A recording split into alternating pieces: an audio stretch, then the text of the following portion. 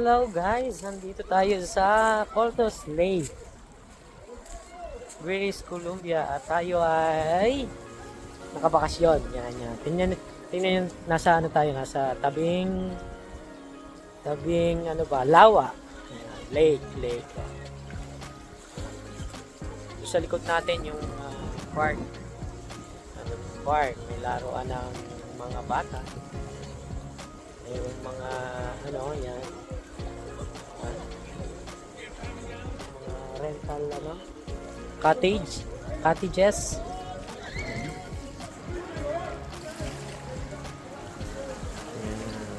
Dito ay medyo maulan ngayon.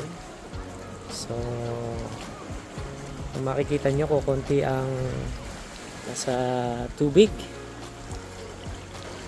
Nakapunta na tayo dito last time. At yun, nung pumunta tayo dito, ang daming tao.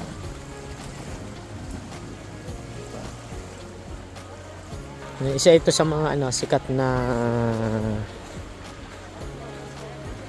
park o lake dito sa British Columbia.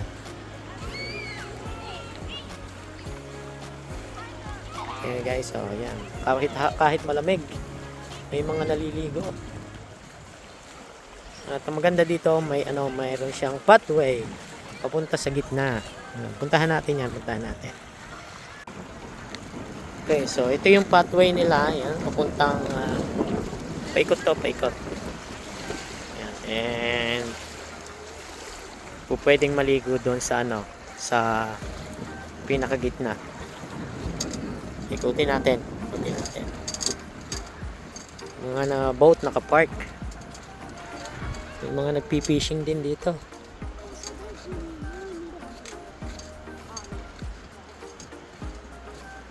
Is it cold? No? Warm? How come? So, ayan. Para siyang hawla. Yan.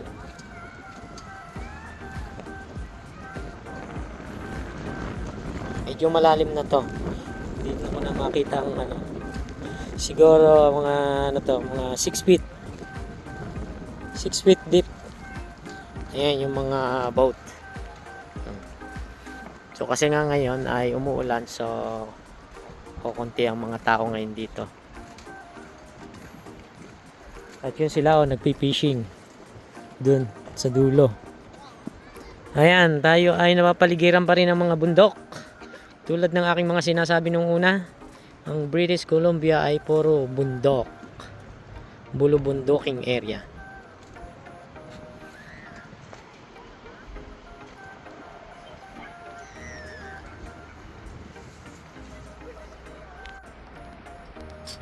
Ayan, marami din ditong nagkakayak. Ayan, makikita nyo doon sa dulo kayo. Maganda kasi itong lake na to. Super ganda.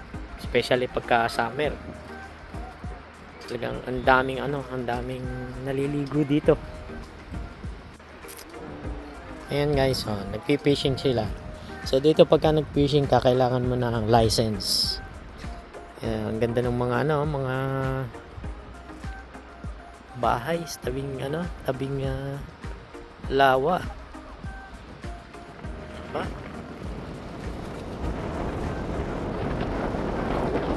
You catch one? Not yet. Oh yeah.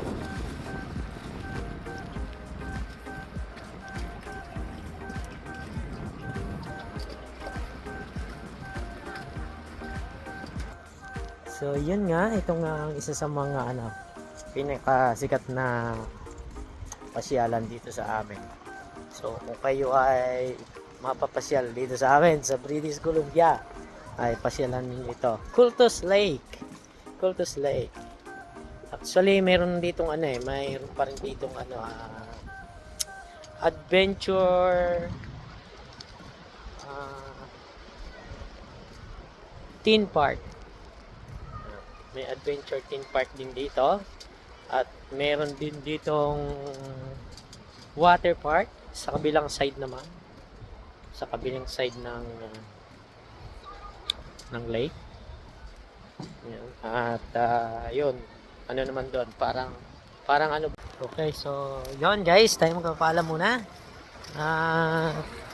See you again next time. Yan, don't forget to follow ang inyong super Astro Boy. Yan. See you guys. Bye-bye.